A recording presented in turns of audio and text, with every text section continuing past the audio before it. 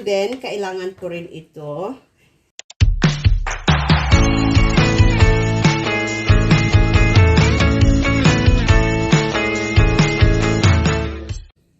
Hello everyone! Welcome back to my channel. This is Nelia Creasey. Guys, our video for today, I'm going to make the salad dressing. My own version. Alam nyo guys, kasi meron akong ginawang salad noon na gustong-gusto nila yung dressing ko.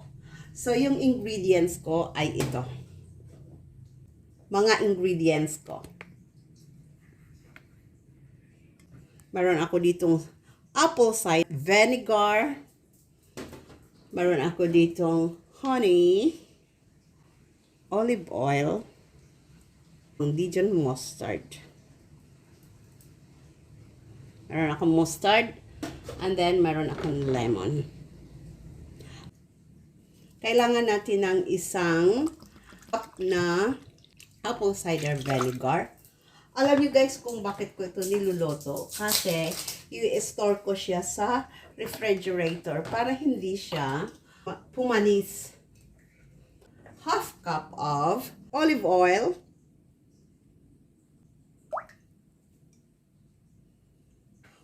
1/4 cup na honey. I'm going to write all the ingredients on my description below. Kaya abangan nyo guys. At saka 1/4 cup din na Dijon mustard. Bawak po.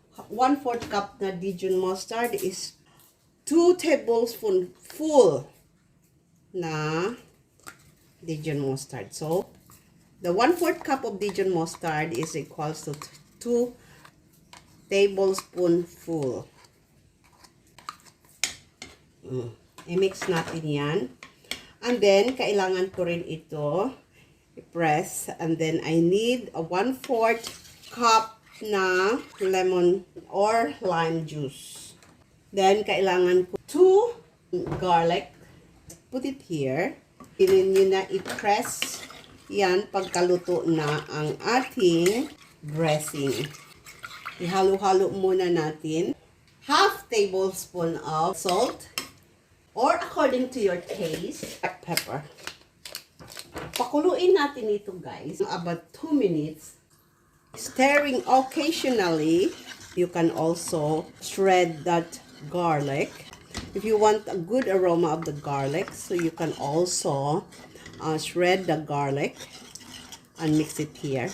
But for me, I just put it whole like this and then I'm going to press it later because my boy doesn't like garlicky taste of his salad. Here is my lime juice. Yum. I'm drooling. If it's very, very sour to you, you can add some more honey. But for me, it's enough. Ito na guys. Nagkulo na siya. Sorry, yung camera ko kanina hindi nakafocus dito. So, ito na siya to guys. Nagkulo na. So, i-mix ko na yung 1 cup of apple cider vinegar, 1/2 cup of my olive oil. I used extra virgin. 1/4 cup of Dijon mustard or 2 tablespoons full. And then 1/4 cup of honey. But if it's very, very sour to you, you can add some more honey. And then I add half tablespoon of salt. And then a pinch of white pepper.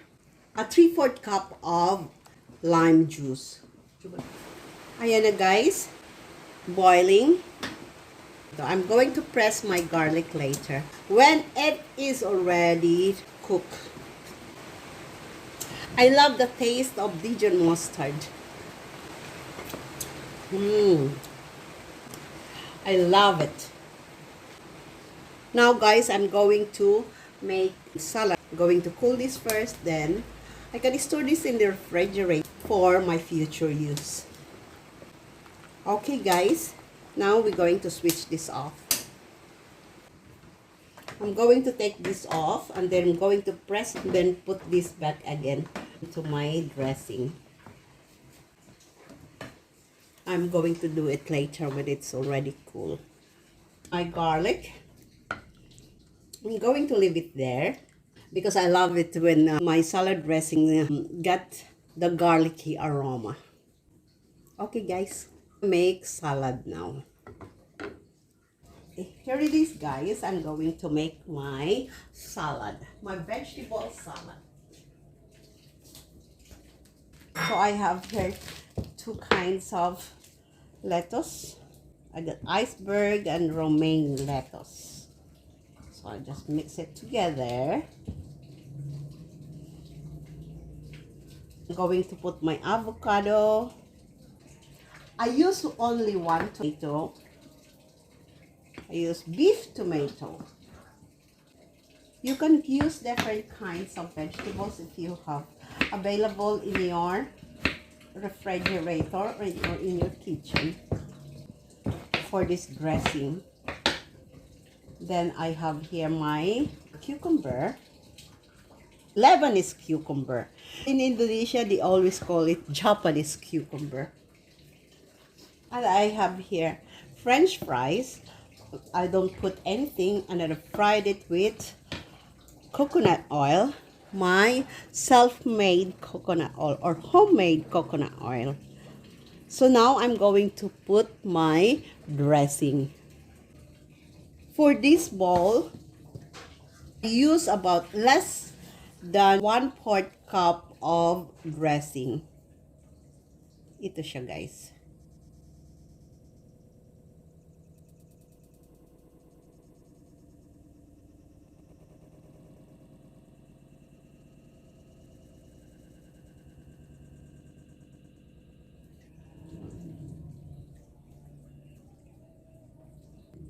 I sliced thinly my coriander or my cilantro to garnish. And then our dinner is ready. Complete mix potato, cucumber, Lebanese cucumber, avocado, tomatoes, and then salads or lettuce on the bottom with potato chips. Thank you for watching. Bye.